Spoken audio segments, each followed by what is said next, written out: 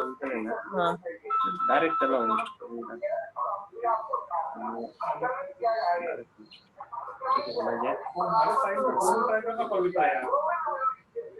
आपल्या क्लाउड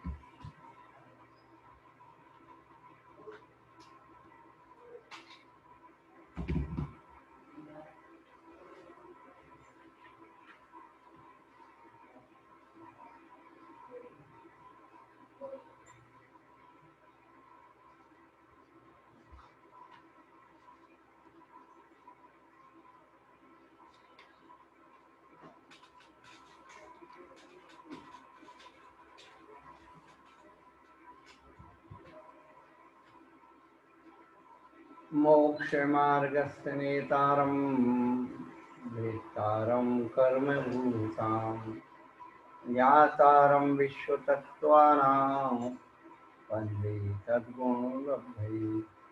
देवादेवी गद्याराश्री आदिनाथ भगवान की जय। देवादेवी महावीर भगवान की जय। गोमतेश्वर बागवली भगवान की जय। कल्पतरु तेज भगवान की जय।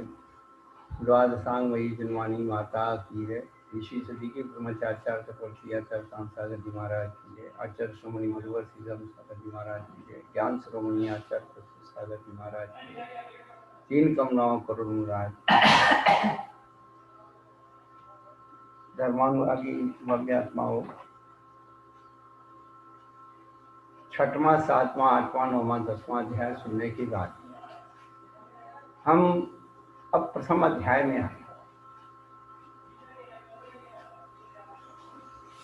वास्तव में छठवां सातवां आठवां ये तीन अध्याय बहुत ही अच्छी तरह से समझने योग्य हैं।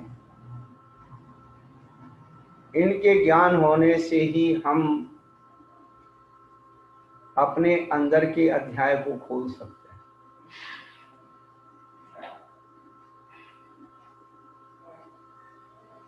मिश्री की डली को कहीं से भी खाओ,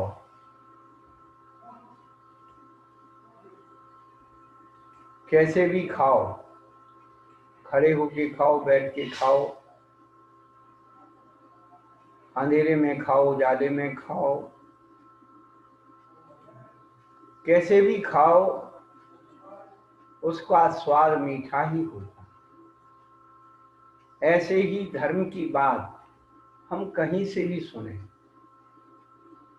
उसका सबका उद्देश्य आत्महित ही होता है। इसलिए कभी ये नहीं सोचना चाहिए कि हमें ये बात समझ में नहीं आ रही, हम क्या करें, पहले ये बता दिया, फिर ये बता दिया, फिर ये बता दिया। आचार्यों का उद्देश्य हर प्रकार की बुद्धि वाले व्यक्ति की समाधान करने के लिए होता है।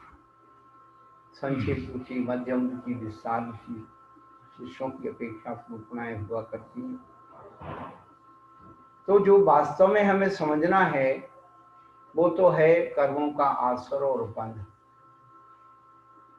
जब ये बात समझ में आएगी कि कर्म ऐसे आते हैं तो फिर समझ में आएगी कि बंद कैसे हो। अभी 15 मिनट पूर्व संस्कार के ऊपर अपनी बात हम कह रहे हैं।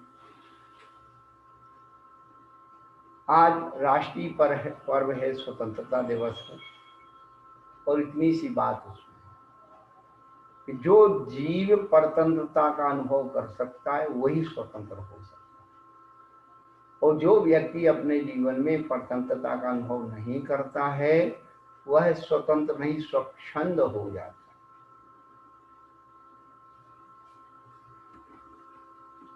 आज व्यक्ति स्वच्छंद हो रही है, स्वतंत्र नहीं, स्वच्छंद। कोई कानून मानने को तैयार नहीं है, परिवार का, समाज का, धर्म का, राज्य का, राष्ट्र का, कोई मानने को तैयार। हम जो कर रहे हैं सब सही, इसलिए सब एक दूसरों से दुखी।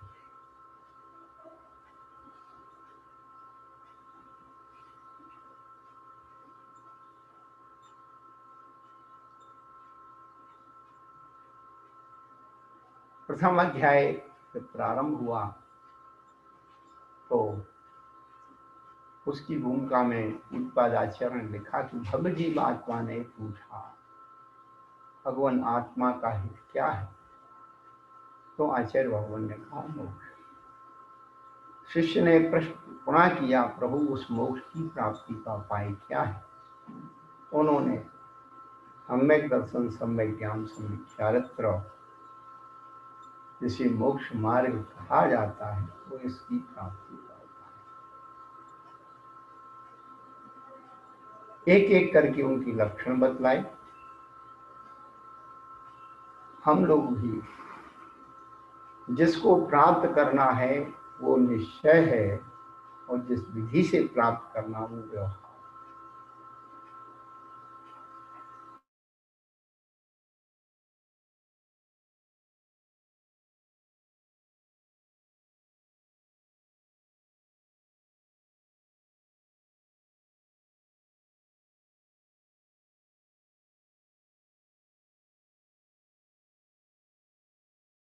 विकल्प भेद मिट जाते और भी बहुत सारे अभिप्राय को यही है कि अपने जीवन में आत्महित करना है तो क्या करना होगा? तो कहते इस रास्ते से चलो आत्म सम्यक दर्शन, ज्ञान, चार प्राणी, मोक्ष मार्ग। ये मार्ग आत्मा को त्रैकालिक सुखी बनाने का मार्ग है।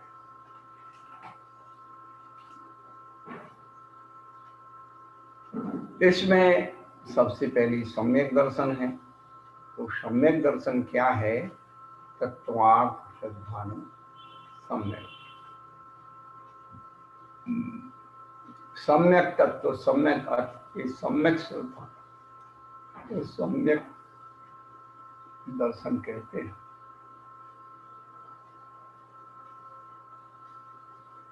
तत्व भी सम्यक होना चाहिए, अर्थ भी सम्यक होना चाहिए।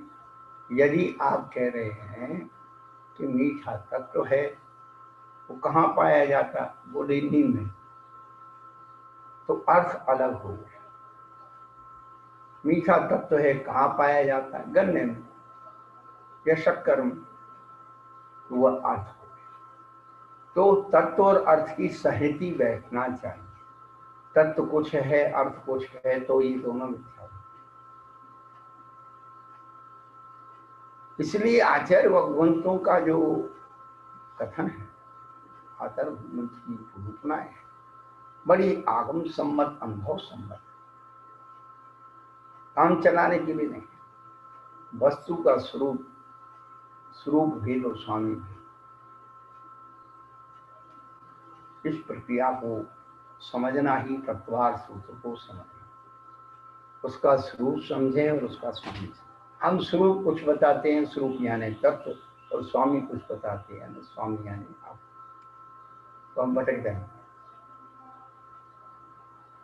दोनों सम्यक हो तभी सम्यक दर्शन हो। उसके बगैर सम्यक दर्शन तीन काल में भी संभव।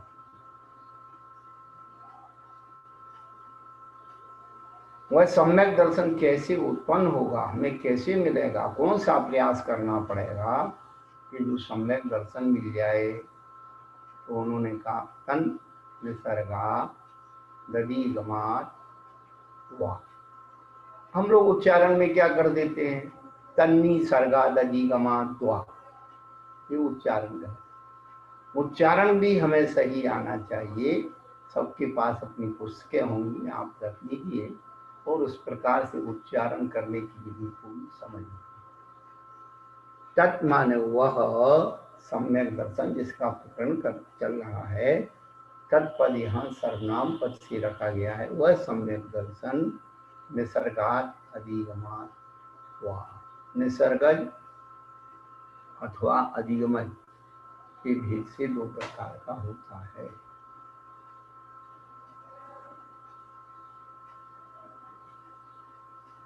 निसर्गज यानी स्वभाव से, अधिगमन माने उपदेश। अपने घर में दो बच्चे हैं, एक बच्चा बिना ट्यूशन के पढ़ता है, वह निसर्गज है, और जैसे ट्यूशन की जरूरत होती है अधिगमन।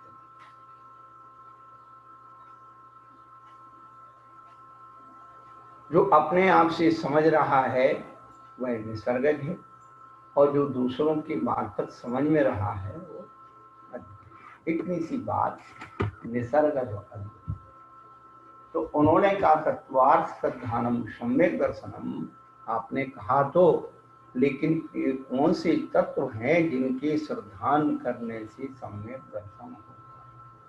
क्योंकि संसार में हर मजहब, संस्कृति, संप्रदाय में अपनी अपनी तत्व, संख्याओं के तत्व, उनके अपने अपने नाम हैं। तो सब जो है क्या हो जाएंगे? सम्यक दर्शन हो जाएंगे। आचार्य कहते नहीं, जीवा जीवाश्रव वंद संबर निर्जरा मोक्षा तत्वम। जीव, अजीव, आश्रव, बंध, संबर, निर्जरा, ये सात तत्व। तत्व यानी भाव, तस्य भावा तत्व।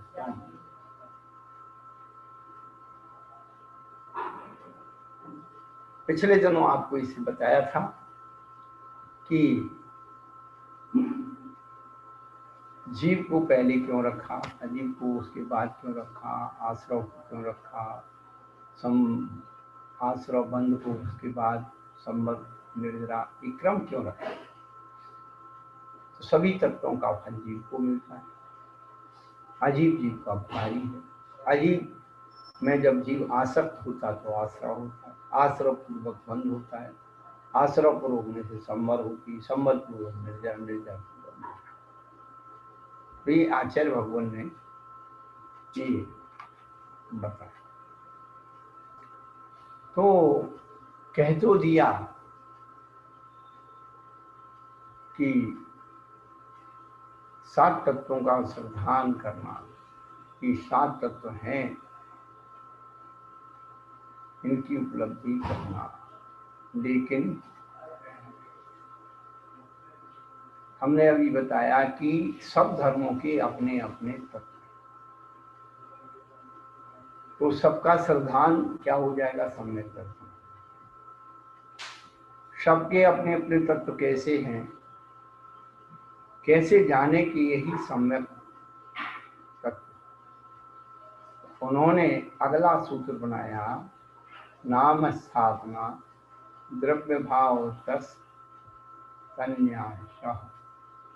नाम से, स्थापना से, द्रव्य से और भाव, इन चार प्रकार से जीवादि तत्वों का और सम्यक दर्शन आदि का क्या होता है?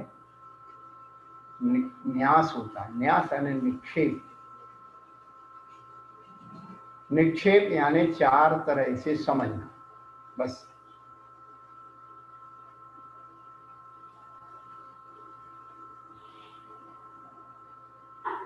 जैसे आप किसी रास्ते से जा रहे, आगे चौराहा, तो आपको अज्ञात रास्ते से आप जा रहे हैं, आपने किसी से पूछा भैया हम उधर जाना, तो वह बताएगा कि आगे चौराहा मिलेगा। तो तीन रास्ते आपके लिए जाने योग्य नहीं है, आपका जो मंजिल है वो इस रास्ते से जाएगा। और तीन इसलिए समझाता है कि वही भी तीन रास्ते हैं, लेकिन आपके जाने का रास्ता तो एक ही होगा। तो जो तीन रास्ते हैं वो क्या है? समझाने के लिए कि इन रास्ते में नहीं जाना है, और जो से जाना है वो समझने के लिए। तो समझाने के लिए और समझने के लिए, ये दोनों बातों में कितना अंतर है। जिस मार्ग से जाना है वो समझना है, जिस मार्ग पर नहीं जाना वो समझाना। तो नाम स्थापना उद्रव ये है समझाने के लिए कि आप इसमें मत चले जाना। समझना क्या है?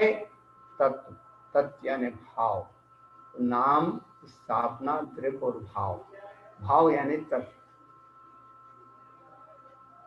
तो हम सब चीजों का 4 प्रकार से न्यास करते हैं।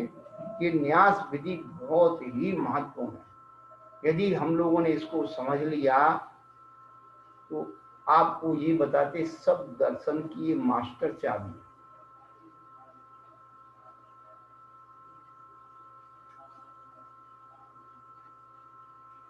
नाम के अनुसार गुण रहित वस्तुओं में व्यवहार के लिए अपनी इच्छा से की गई संज्ञा को नाम कहते हैं।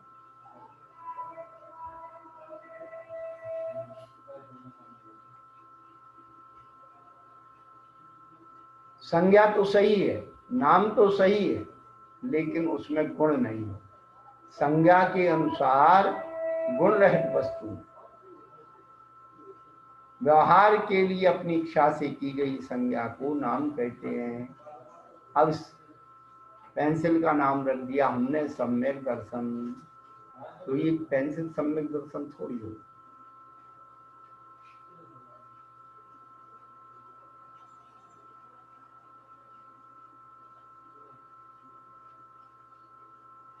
केवल नाम मात्र रख देना, ये नाम निश्चित है।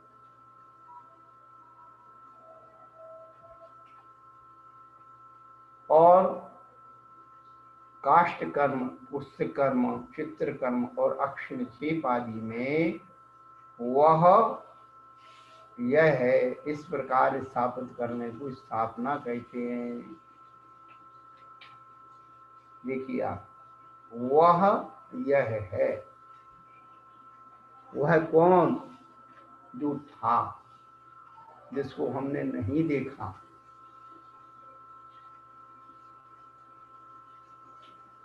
वह स्थापना निक्षेप में आएगा।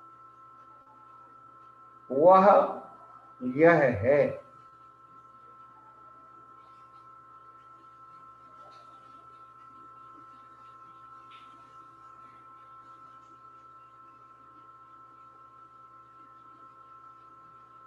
और प्रत्यभि ज्ञान, जिसको हमने पहले देखा था, पुनः वह प्रत्यक्ष में आ जाए तो क्या कहते? यह वो है। स्थापना और प्रत्यभि ज्ञान में यही अंतर है। ये बहुत सूक्ष्म अंतर है। स्थापना और प्रत्यभि ज्ञान दोनों एक नहीं। जो परोक्ष है उसकी हम स्थापना करते हैं, वह जो ओरिजिनल है वह यह है। उसको हमने किसी आकार में स्थापित कर लिया, उसको ये मान लिया, वो स्थापना निक्षेप। और जो साक्षात है वही पुनः साक्षात हो, तो उसे कहते हैं यह वह है, जिसे हमने पहले देखा था। यह जो सामने प्रत्यक्ष है वही है, वह है। तो ये अंतर स्थापना में और प्रत्यभि ज्ञान में अंतर, बड़ी सूक्ष्म अंतर है। व्याकरण संबंधी, न्याय शब्दी शब्द इनको समझने के लिए। तो हम जब किसी चीज में, मूर्ति में हम ये कहते हैं कि वह यह है, स्थापना जो महावीर स्वामी थे वही ये है। ये अमृत सागर महाराज यही है जो वहां थे, श्रवणबेलगोल में थे, वे यहाँ। तो जिनको हमने पहले प्रत्यक्ष देखा था उनको वर्तमान में प्रत्यक्ष देखना ये तत्विज्ञान है, यह वह है। जिनको हमने नहीं देखा लेकिन किसी चीज में स्थापित कर दिया कि उनका स्वरूप कैसे होगा, तो कहते हैं कि वह यह।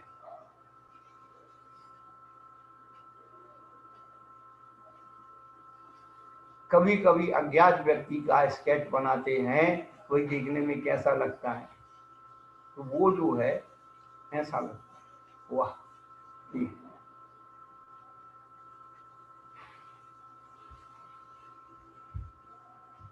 तेरी प्रतिमा इतनी सुंदर, तू कितना सुंदर, नाम तुम्हारा तारनहारा, कब तेरा दर्शन होगा। तेरी प्रतिमा इतनी सुंदर, क्या वह प्रतिमा इतनी सुंदर है तो तू वास्तव में सुंदर क्या होगा।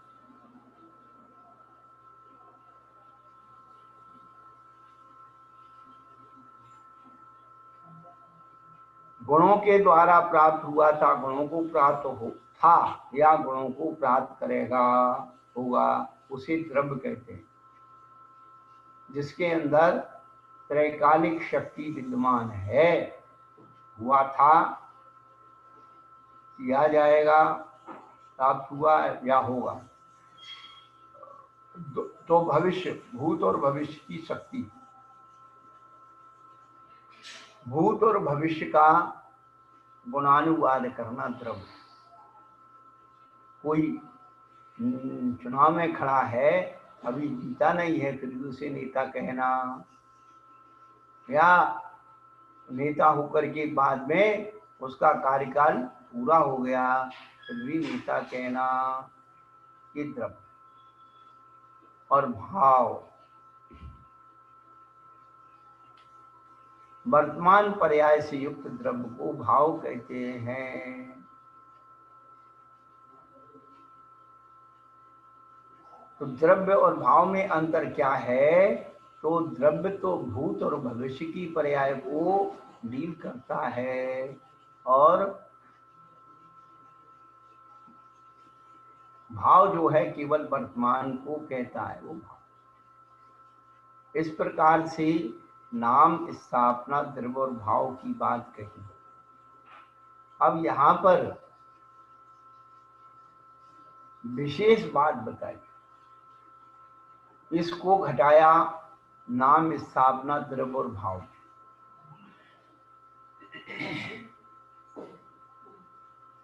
नाम जीव, स्थापना जीव, द्रव्य जीव और भाव जीव। इस प्रकार जीव शब्द का 4 प्रकार से न्यास किया। जो जीव शब्दार्थ है उसको हमने 4 जगह रख दिया, नाम जीव, स्थापना जीव, द्रव्य जीव और भाव जीव। अब नाम जीव क्या है, जिसमें जीवन गुण की अपेक्षा ना रख करके जिस किसी का जीव ऐसा नाम रखना नाम जीव है। हमने पुस्तक का नाम रख दिया जीव, तो पुस्तक में जीव का एक भी लक्षण नहीं पाया जाता है, लेकिन फिर उसे जीव कहना, ये नाम जीव। अक्षर निक्षेप आदि में यह जीव है या मनुष्य जीव है, ऐसा स्थापित करना स्थापना जीव है। तो शतरंज की जो गोटियां होती हैं तो उसमें ये प्यादा है, ये हाथी है, ये घोड़ा है और ये राजा है, ये पदाती है, ये सब मंत्री है, ये सब उसका निक्षेप कर देना। तो क्या हो गया, स्थापना निक्षेप। यानी राजा जो होता साक्षात, तो उसकी क्या भूमिका होती, कितनी भूमिका हो, वही भूमिका वो गोटी निभा रही है, वो स्थापना हो। साक्षात महावीर होते तो हम कैसे भक्ति पूजा करते, वह साक्षात को परोक्ष में बताना।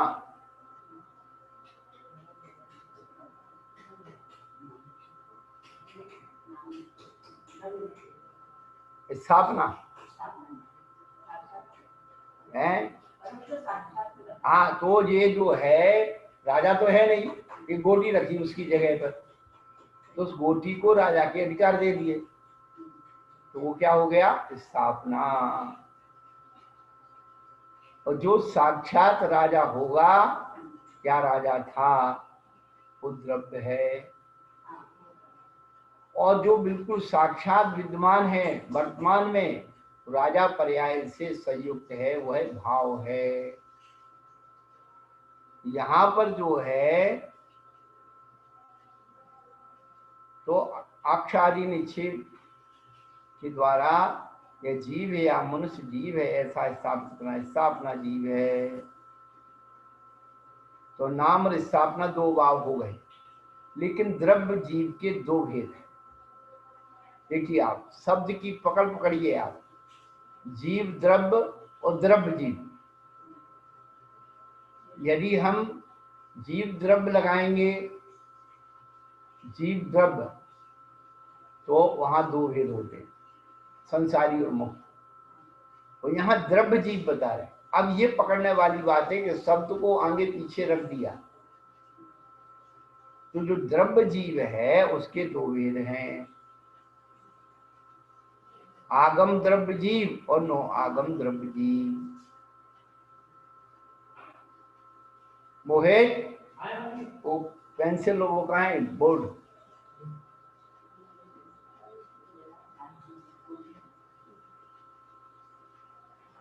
उसके बाद जो जीव विषयक या मनुष्य जीव विषयक शास्त्र को जानता है, किंतु वर्तमान में उसके उपयोग से रहते हुए आगम द्रव्य जीव है। ये आगम द्रव्य जीव की परिभाषा बता दी। द्रव्य जीव के दो भेद किए, आगम द्रव्य जीव, नो आगम जीव। देखो नाम और स्थापना जीव को तो समझने में कोई दिक्कत नहीं है, लेकिन दिक्कत पड़ेगी आपको द्रव्य जीव और भाव जीव को समझने में, थोड़ा सा कठिनाई पड़ सकती है, क्योंकि नाम सामने से गड़बड़ा जाते हैं।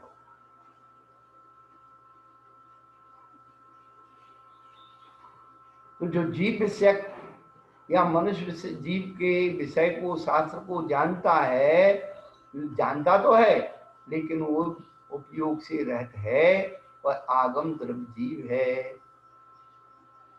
और नो आगम द्रव्य जीव के तीन भेद हैं। नो आगम द्रव्य जीव के तीन भेद हैं, ज्ञायक शरीर, भावी और तद व्यतिरिक्त।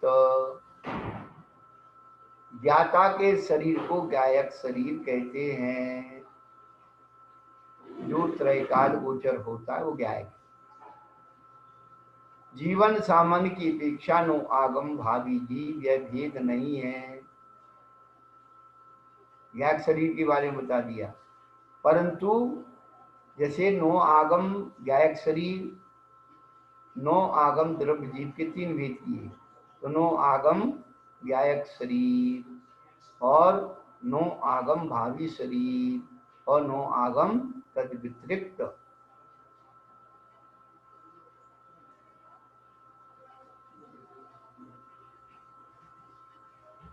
तो ज्ञाता के शरीर को ज्ञायक शरीर कहते हैं। जीवन सामान्य की अपेक्षा नो आगम भावी जीव भेद नहीं बनता। क्यों? क्योंकि जीवन सामान्य की अपेक्षा जीव सदा विद्यमान रहता है, जीव कभी बनता नहीं, भविष्य में बनने वाला जीव नहीं है। जीव की उत्पत्ति कभी नहीं होती है, एक मर गया तो दूसरा पैदा हुआ। ये तो पुद्गल के परिणमन का मरना जीना होता है, शरीर छूटता है दूसरा मिलता है, लेकिन जो आत्मा है वो शाश्वत है, सदा विद्यमान है, इसलिए उसका नो आगम भावी जीव का भेद कभी नहीं बनेगा।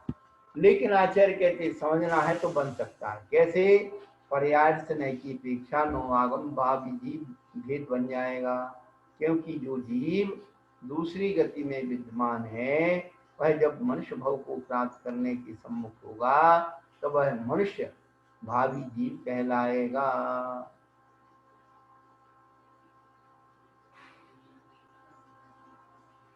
तो ज्ञायक शरीर हो गया, भावी हो गया। ज्ञायक के शरीर के उन्होंने एक ही बात कही कि ज्ञाता के शरीर को ज्ञायक, लेकिन नो आगम भावी जीव के भेद नहीं है। क्यों नहीं है? क्योंकि कभी जीव जो है बनता नहीं है, भावी यानी भविष्य का जीव। लेकिन पर्यार्थिक नय की अपेक्षा नो आगम भावी जीव बन गया, क्योंकि जो जीव कोई और अन्य गति में मनुष्य गति को छोड़ करके विद्यमान है, तो वह जब मनुष्य भाव को प्राप्त करने के सम्मुख होता है, तो वह मनुष्य भावी जीव कहलाता है। अब तद्धित व्यतिरिक्त के दो भेद हैं।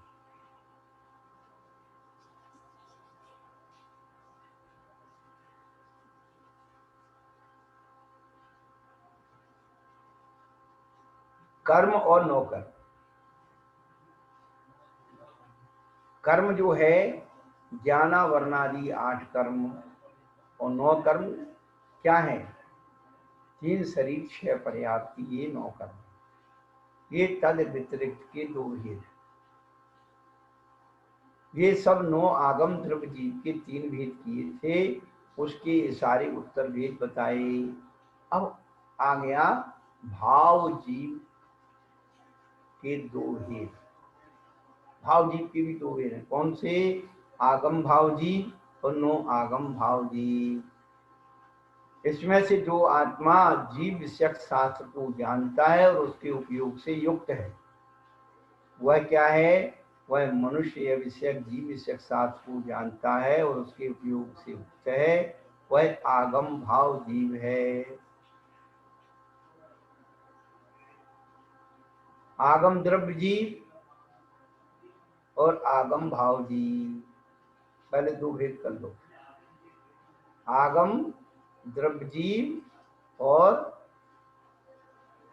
आगम भाव जीव। तो आगम द्रव्य जीव जीव विषयक और मनुष्य जीव विषयक शास्त्र को जानता तो है, लेकिन उपयोग से रहित है। लेकिन जो आगम भाव जीव है, वह जीवन पर्याय या मनुष्य जीवन पर्याय से युक्त आत्मा, उपयोग से सहित है। जीव विषयक शास्त्र को जानता है और उस उपयोग से युक्त भी है, अथवा मनुष्य जीव विषयक शास्त्र को जानता है और उसे उपयोग से युक्त है, वह आगम भाव जीव। और 9 आगम भाव जीव, तो जो जीवन पर्याय या मनुष्य जीवन पर्याय से युक्त आत्मा 9 आगम भाव जीव कहलाती है। यानी वर्तमान की अपेक्षा जो है वह 9 आगम भाव जीव कहलाती है। इसी प्रकार अभी आदि अन्य पदार्थों की भी नामादि निक्षेप विधि लगा लेना चाहिए। बहुत अच्छी बात है। अब ये जो है नक्शा, आप लोग थोड़ा सा होमवर्क करेंगे तो आप लोगों को बहुत सारी चीजें अपने आप समझ में आएगी कि हमें समझना क्या है। यहाँ जीव द्रव्य के बारे में नहीं समझाया है, द्रव्य जीव के बारे में समझाया है। द्रव्य की रूपना,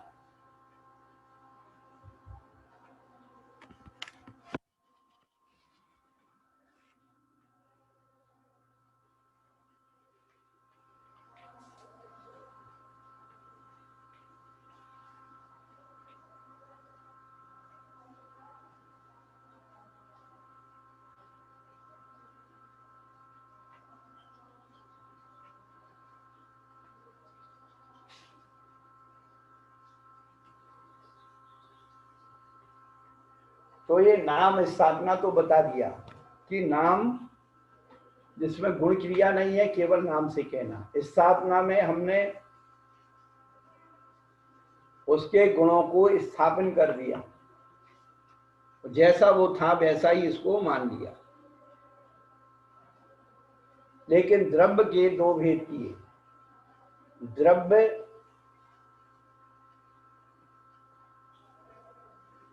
जीव,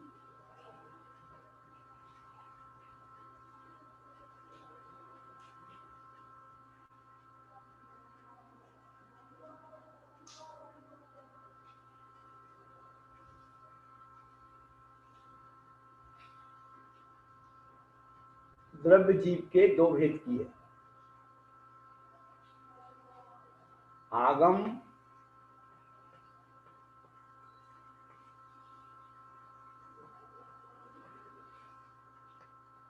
और 9 आगम।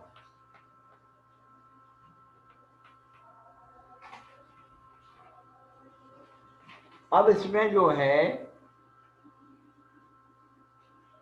इनके लक्षण बताते हुए उन्होंने कहा कि आगम द्रव्य जीव जो जीव विषयक या जीव मनुष्य विषयक जीव का सार्थका को जानता है लेकिन उपयोग से रहित, उपयोग रहित।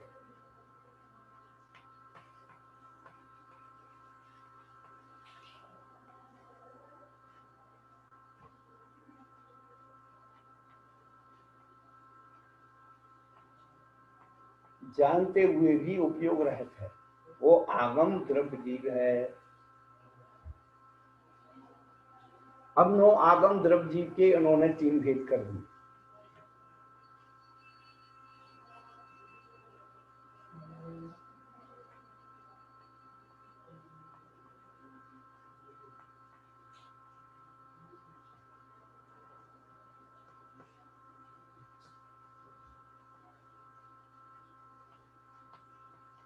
तद व्यतिरिक्त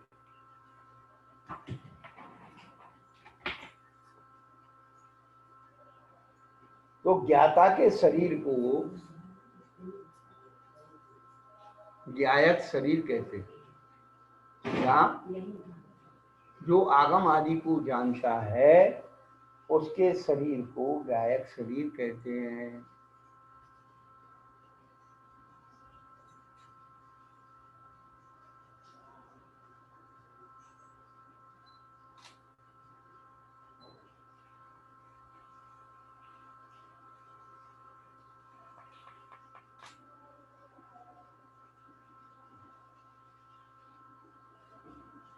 तो ये इसका पूरा नाम लिखा जाएगा 9 आगम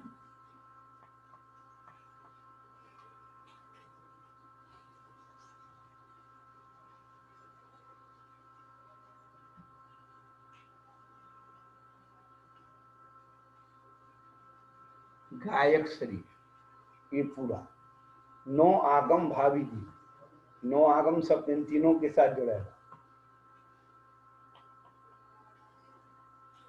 इसके भेद किए ना, इसलिए 9 आगम तो इनके साथ जुड़े गए।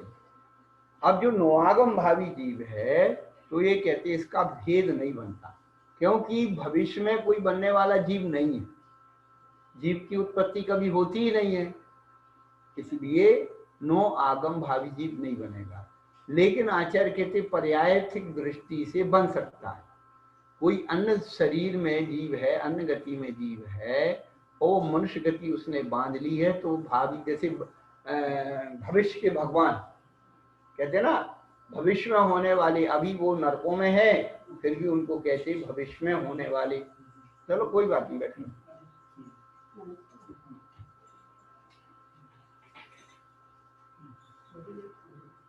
तो भविष्य में होने वाले को भावी कहते हैं। तो यहाँ पर जीव कभी भविष्य में बनता नहीं है, लेकिन मनुष्य पर्यायिक नय की दृष्टि से भविष्य में होने वाली पर्याय को हम भावी 9 आगम भावी जीव कह सकते हैं।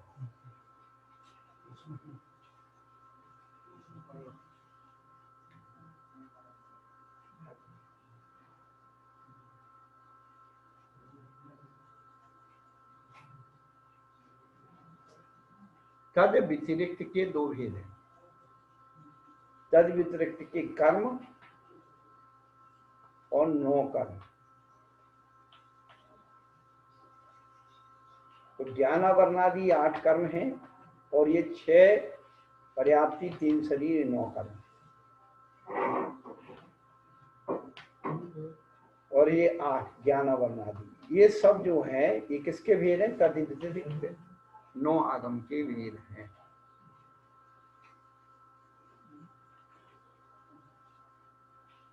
इतना जो है द्रव्य जीव के भेद का नक्शा बना।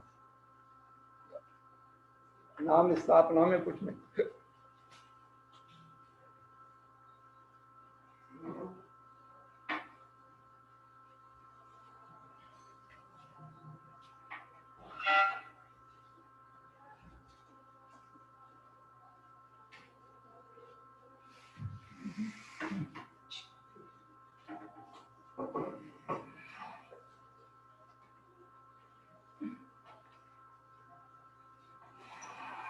अब एक रह गया भाव। तो भाव के वहां है पहला, दूसरा, तीसरा, ये चौथा।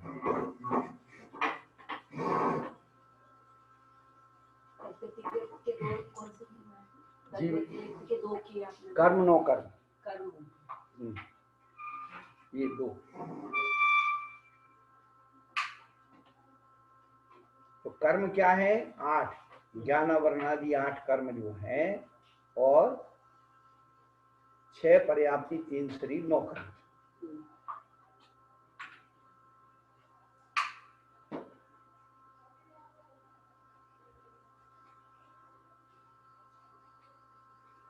ये तद व्यतिरिक्त में जाके समाप्त हो गए। लेकिन भाव जीव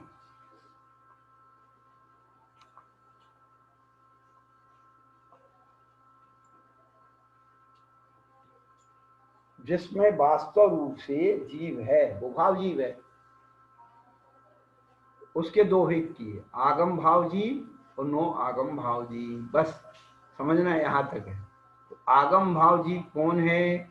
जो आत्मा जीव विषयक शास्त्र को जानता है और उसके उपयोग से युक्त है, अथवा जो मनुष्य जीव विषयक शास्त्र को जानता है और उससे उपयोग से युक्त है, वह आगम भाव जीव है। अब जिसके पास वो पर्याय है, क्या? जीवन पर्याय या मनुष्य जीवन पर्याय से युक्त आत्मा नो आगम भाव जीव है।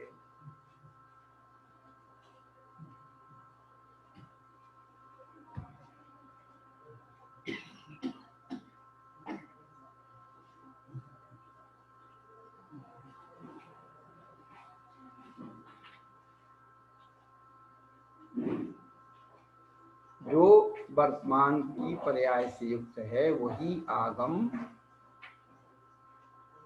नो आगम भाव जीव। इसी प्रकार से अजीवादि अन्य पदार्थों में भी नामादि निक्षेप लगा लेना चाहिए। तो घटा सकते हैं नाम स्थापना द्रव्य को और भाव को चारों प्रकार से, क्या? अजीव, आश्रव, बंध, संबंध, निर्जरा और मोक्ष, इन सभी छूत और बचे हैं, उन सब में अपन लगा सकते हैं। हाँ, अजीब में भी लगा सकते हैं। तो अजीब नाम, अजीब स्थापना, अजीब द्रव्य और अजीब भाव।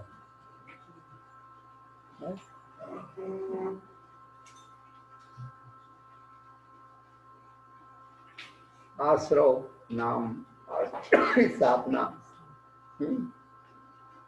अब आश्रव को समझाने के क्या कर देते हैं स्थापना, जैसे नाली में पानी आ रहा है,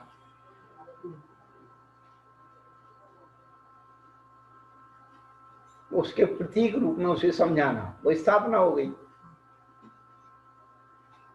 है। स्थापना दो प्रकार की होती, तदाकार अतदाकार।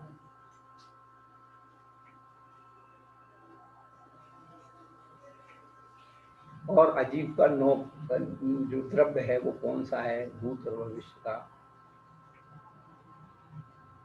है। और जो है वर्तमान भाव रूप, तो शुद्ध पर्याय पढ़ना तो वो सब भाव रूप।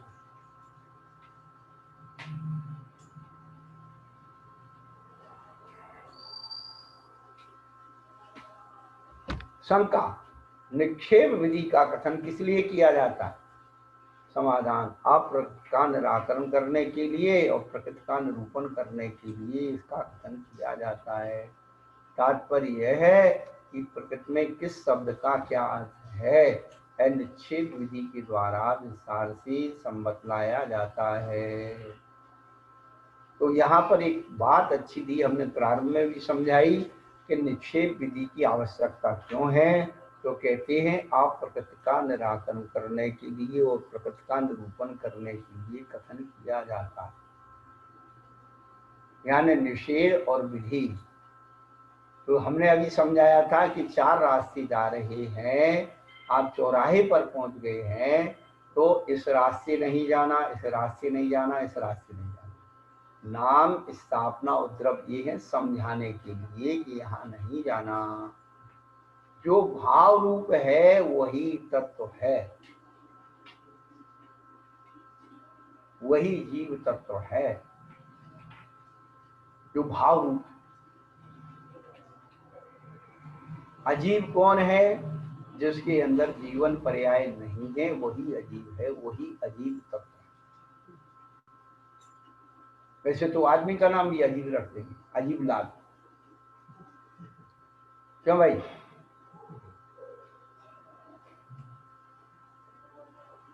तो आदमी तो अजीब नहीं हो जाएगा।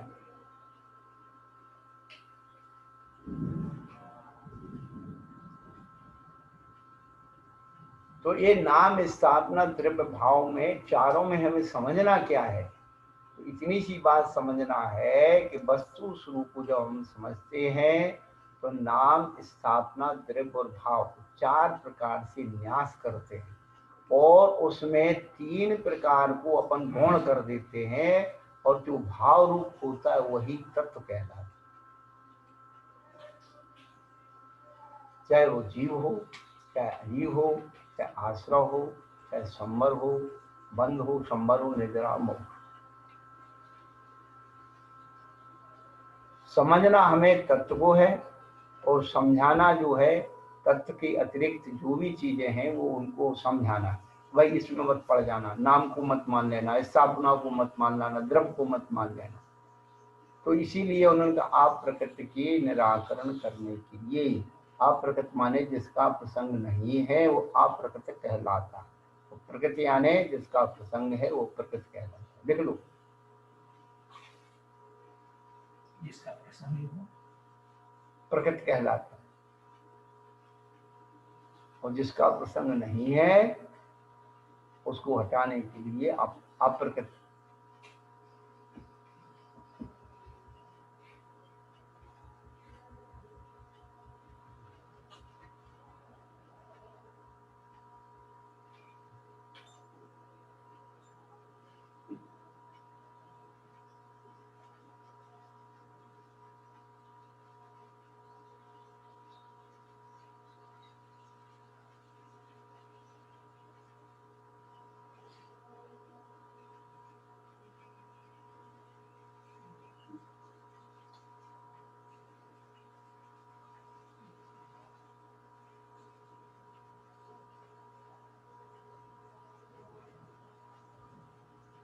तो यहाँ समझना है कि टीका में जीव शब्द का नाम निक्षेप से भिन्न अर्थ बतलाया, स्थापना निक्षेप से उसका भिन्न अर्थ आया, गर्भ निक्षेप से उसका भिन्न अर्थ आया और भाव निक्षेप की अपेक्षा भिन्न अर्थ आया। उसी प्रकार प्रत्येक शब्द का नाम आदि निक्षेप विधि के अनुसार पृथक पृथक अर्थ होता है। इससे अप्रत्यक्ष अर्थ का निराकरण होकर अर्थ का ग्रहण हो जाता है। ऐसा करने से व्यवहार करने में किसी प्रकार की गड़बड़ी नहीं होती है। इससे वक्ता और श्रोता दोनों ही एक दूसरे के आशय को भली प्रकार समझ जाते हैं। ग्रंथ के हृदय को समझने की विधि भी इसी विधि का ज्ञान होना अत्यंत आवश्यक है। जैन परंपरा में इसका बड़ा भारी महत्व माना गया है। इसी बात को ध्यान में रखकर यहाँ भेदों सहित निक्षेप के स्वरूप को स्पष्ट किया है।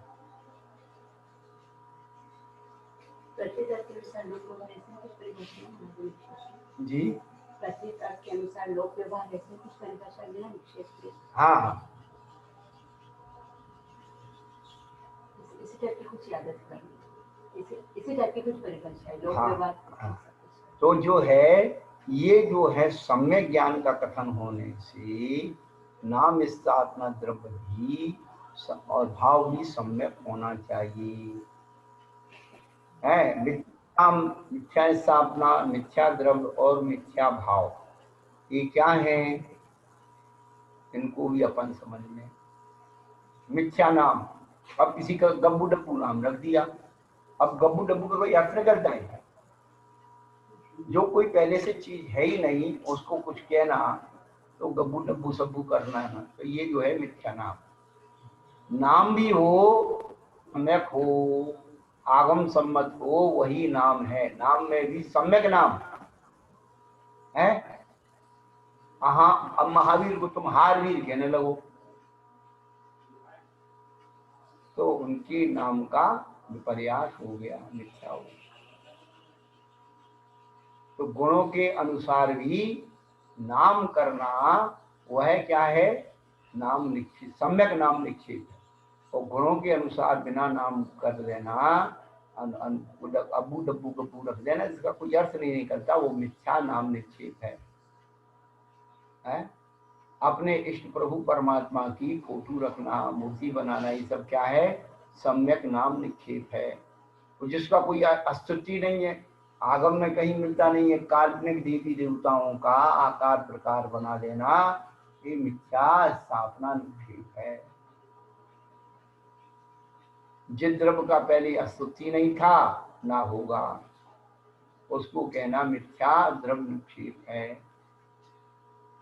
और मिथ्या भाव निक्षेप क्या है, जो आत्मा की स्वभाव नहीं है उनको कहना मिथ्या भाव निक्षेप है।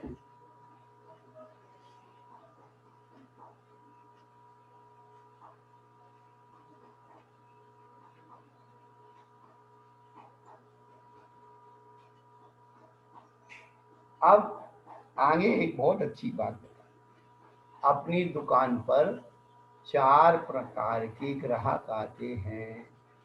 3 प्रकार ग्राहक 3 प्रकार के होते हैं। एक कहता हमें सस्ते से सस्ता दे दो, दूसरा कहता ना ज्यादा सस्ता ना ज्यादा महंगा, और तीसरा कहता सेठ जी पैसा कुछ लगे, आप तो अच्छे से अच्छी चीज देना।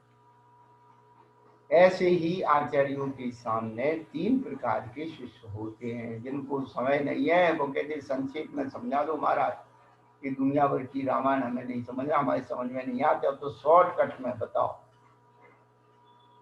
और दूसरा कहता है ना महाराज ज्यादा संक्षेप में ना ज्यादा विस्तार, आप तो बीच का मार्ग कोई निकाल दो। और तीसरा कहता है महाराज हम तो विस्तार से सुनेंगे, जितना इसका डिटेल हो सकता है। तो ये 3 प्रकार के शिष्य होते हैं। तो आचार्य ने सबका ध्यान रख करके और सूत्र बनाए हैं। तो नामादि के द्वारा भी विस्तार को प्राप्त हुए और अधिकृत जीवादि और सम्यक दर्शनादि के स्वरूप का ज्ञान किसके द्वारा होता है, इस बात को बतलाने के लिए आगे का सूत्र कहा। प्रमाण नयई रदिगमः, प्रमाण और नयों के द्वारा तत्वार्थों का ज्ञान होता है।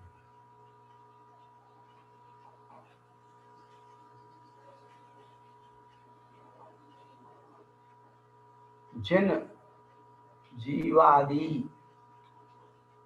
तत्वार्थों का नाम आदि निक्षेप विधि के द्वारा विस्तार से कथन किया है, उनका स्वरूप दोनों प्रमाणों और विधि नयों के द्वारा जाना जाता है।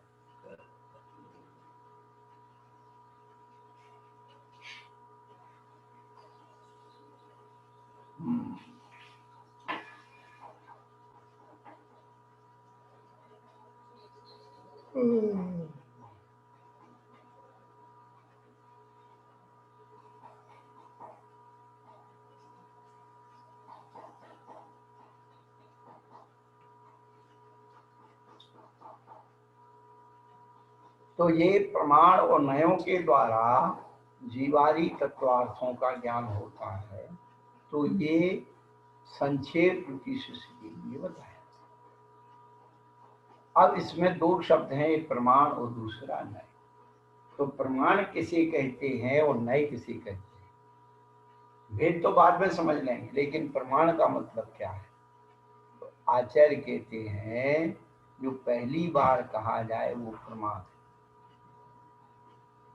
शकलादेशा प्रमाणा, जो पूर्णता का कथन करता है वो प्रमाण है। शकलादेशा प्रमाणाधीनो विकलादेशो नय, जो प्रमाण में भेद करता उसे नय कहते हैं। प्रमाण की परिभाषा जो पूर्णता का कथन करता है, सकल आदेश देता है, और जो पहली बार कहा जाता वो प्रमाण। और प्रमाण में भेद करने की विधि को नहीं कहते कि दो शब्द समझ में, दो शब्द मैन समझ में आ गए तो आगे सब समझ में आएगा, और मैन नहीं समझ में आए तो कुछ नहीं समझ में आए, कितने भेद करते रहो। तो जो पहली बार कहा जाए वो प्रमाण है। जैसे अभी हम यहाँ विराजमान हैं, कोई इस शहर का व्यक्ति यहाँ दर्शन के लिए आता है, उससे संकेत में पूछा कहाँ से आए, तो कहता 11 सेक्टर से आई, 4 सेक्टर से आई। तो ये क्या हो गया? प्रमाण। अब 11 सेक्टर तो बहुत बड़ा है भाई, वो 11 सेक्टर की गली नंबर कितने से आए, हाउस नंबर कितने से आए, वार्ड नंबर कितने से आए, ये नए हो। तो प्रमाण में भेद करने को नए कहते हैं। तो पहली बार कहा जाए वो प्रमाण, ये दिमाग में रख लो। जब आप जयपुर गए तो पूछा आप कहाँ से आए, तब कहोगे 11 सेक्टर से आए। तब कहोगे हम उदयपुर से आए, तो उदयपुर प्रमाण हो गया। भैया उदयपुर में कहाँ रहते हो? 11 सेक्टर रहते हो। नहीं, अब आप दक्षिण भारत की यात्रा के लिए गए, कर्नाटक गए हैं, और आपसे पूछा आप कहाँ से आए, तो आप कहते राजस्थान से आए। तो राजस्थान क्या हो गया? प्रमाण हो गया। अब राजस्थान इतना बड़ा है कि उस राजस्थान में कहाँ से आए, तो कहते उदयपुर से आए। वो नहीं। अब आप भारत छोड़ करके विदेश चले गए, तो आपसे पूछा कहाँ से आए, तब आप कहोगे भारत से आए। अरे भाई भारत इतना बड़ा है, भारत में कहाँ से आए? अरे राजस्थान से आए। तो नए हो गया। इतनी सी बात है।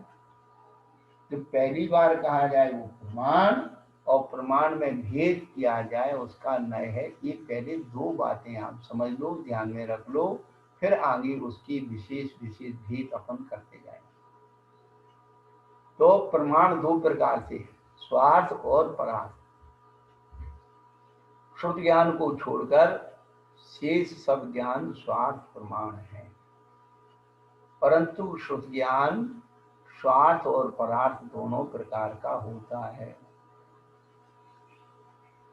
शुद्ध ज्ञान जो है उसको छोड़ दो तो सभी ज्ञान जो है स्वार्थ प्रमाण है, लेकिन शुद्ध ज्ञान में एक विशेषता है, वो स्वार्थ और परार्थ दोनों प्रकार का है।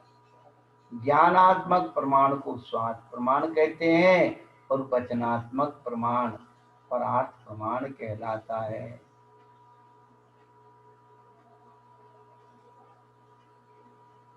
इसके भेद नए हैं।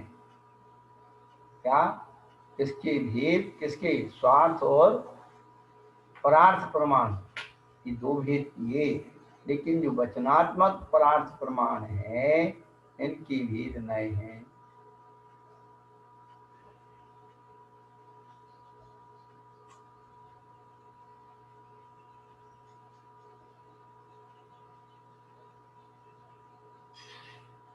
तो यहाँ पर बहुत सारी सैद्धांतिक चर्चा की कि नए शब्द के थोड़े अक्षर हैं, इसलिए उसे पहले रखना चाहिए, है प्रमाण बड़ा है उसे बाद में रखना चाहिए। तो कहते कि नहीं, प्रमाण श्रेष्ठ है इसलिए उसे पहले रखा, क्योंकि श्रेष्ठता सबसे बलवती होती, ऐसा नियम है। तो पूछा प्रमाण श्रेष्ठ क्यों है? कहते हैं प्रमाण से ही नए टूटना की उत्पत्ति हुई है, इसलिए प्रमाण श्रेष्ठ है। प्रमाण ही नए को जन्म देने वाला है, इसलिए नए छोटा है और प्रमाण बड़ा है। आगम में ऐसा कहा है कि वस्तु को प्रमाण से जानकर अनंतर किसी एक अवस्था द्वारा पदार्थ का निश्चय करना नय है। तो प्रमाण, पहले वस्तु को प्रमाण से जानो और उसके बाद एक अवस्था द्वारा पदार्थ का निश्चय करना, वो नय। दूसरे, प्रमाण समग्र को विषय करता है आगम में कहा है सकलादिशा प्रमाण विकलादिशा नया। सकल आदेश प्रमाण का विषय है और विकल आदेश नए का विषय है, इसलिए प्रमाण श्रेष्ठ है। नए के दो भेद की, द्रव्यार्थिक और पर्यायार्थिक। पर्यार्थिक नए का विषय भाव निक्षेप है और शेष नाम स्थापना द्रव्य ये तीन को द्रव्यार्थिक नए ग्रहण करता है। क्योंकि द्रव्यार्थिक नए सामान्य रूप है और द्रव्य जिसका प्रयोजन है वह द्रव्यार्थिक नए है और पर्याय जिसका प्रयोजन है वह पर्यार्थिक नए है। द्रव्य और पर्याय की दोनों सब मिलकर के प्रमाण की विषय हैं। इस प्रकार उन्होंने प्रमाण नई रदिगमा इस सूत्र का अर्थ आचार्य भगवान ने बताया है। समय रहते फिर चर्चा करेंगे। श्रद्धा हो जब जिन वाणी पर विनय सहित उर में धर दो, बिना पढ़ाई पढ़ जाओगे शब्द के अर्थ स्वयं कर लो। शब्द कोश की नहीं जरूरत नहीं कोश की शब्द स्वयं बतला देते हैं अपने गहरे अर्थों को। किसी को कुछ पूछना हो तो अपना हैंड रेस्ट करें।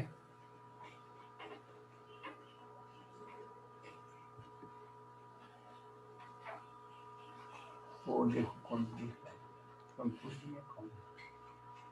हाँ, संतोष प्रिया दूसरे नंबर। हाँ संतोष आंटी अनम्यूट कीजिए।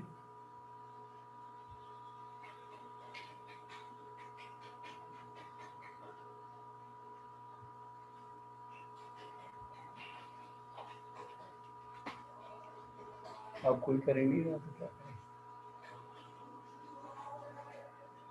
बोलिए।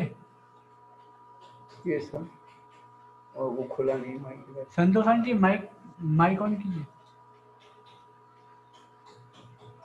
माइक ऑन करो माइक। हाँ। नमस्ते महाराज जी। हाँ। महाराज जी, ये जो क्षुधा जो होती है उसको भीष्म महारोग कहा गया है, क्यों? यही ना भीष्म महारोग पूजा में आया था। हाँ। भीष्म महारोग, तो ये भीष्म क्यों कहा गया?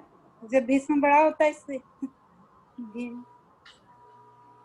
देखो ऐसा है, बुखार तो कभी कभार आता है लेकिन हाँ। भूख तो क्षण सताती रहती है। जब भी भोजन देखा भूख लगाती हाँ महाराज जी है, इसलिए इसको महारोग का क्षुधा उरग अमान है। अच्छा महाराज जी, जो 16 कांड भावना जो है तीर्थंकर प्रकृति का बंध पादमूल के पादमूल में होता है, तो हम लोग आपके पास में बैठे हैं तो आपके पादमूल में हमें कौन सा होगा ज्ञान? तो भैया ना छायक सम्यक होगा वर्तमान में, ना आपको तीर्थंकर प्रकृति का बंध होगा, आपको पुण्य थोड़ा पुण्य है। तीर्थंकर प्रकृति को छोड़ करके उच्च गोतम प्रणति उच्च गोत्र की प्राप्ति होती है। भोगो दाना, साधुओं को दान से भोग मिलते हैं, उपासना करने से पूजा होती और भक्ति करने से सुंदर रूप की प्राप्ति होती। हाँ आपने बताया था।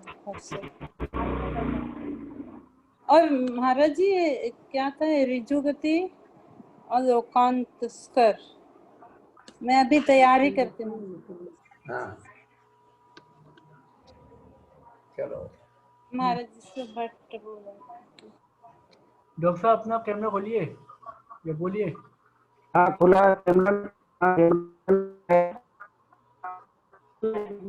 हाँ ला तो इसमें नहीं आएगा। गुरुदेव नमस्ते।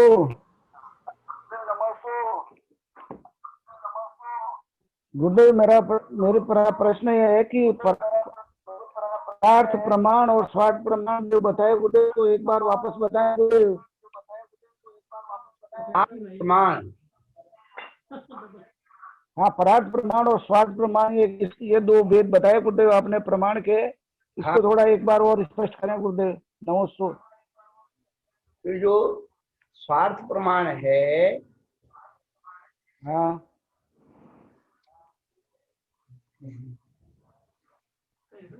तो जो श्रुत ज्ञान को छोड़ दो, हाँ, तो ये श्रुत ज्ञान को छोड़ करके बाकी सब ज्ञान के भी स्वार्थ प्रमाण है। अच्छा, श्रुत ज्ञान के अलावा। और श्रुत ज्ञान जो है स्वार्थ प्रमाण और परार्थ प्रमाण दोनों प्रकार का।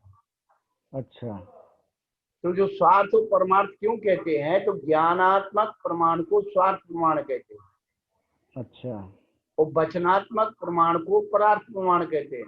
अच्छा, तो जो मति आदि ज्ञान है वो व्यक्त नहीं किए जा सकते वचनों के द्वारा, अच्छा, अच्छा, इसलिए वो स्वार्थ प्रमाण कहलाते हैं। लेकिन ठीक श्रुत बात, काम करता है, ठीक बात सर। होता है, तो वचनात्मक होने से परार्थ प्रमाण भी होता है। बस इतनी सी बात। ठीक बात। नमस्ते गुरुदेव, नमस्ते। नेहा दीदी अपना माइक अनम्यूट कीजिए। इनका भेजा है न्याय था वादनी जिना किस ग्रंथ में से है। ये जो है इनका सिद्धसेन दिवाकर का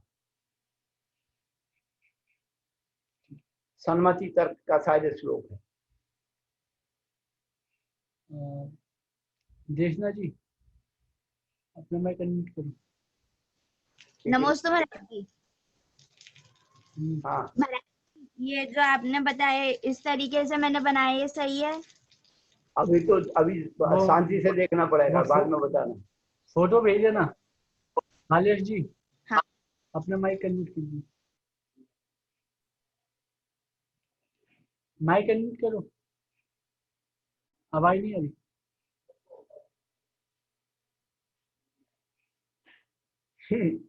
माइक नहीं, आवाज नहीं आ रही मालेश जी। माइक तो म्यूट है।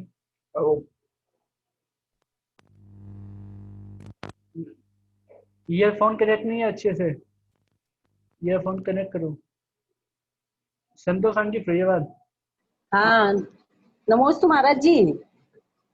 हाँ महाराज जी एक प्रश्न है, वह कौन सी क्रिया है जो दुख की उत्पत्ति का कारण है?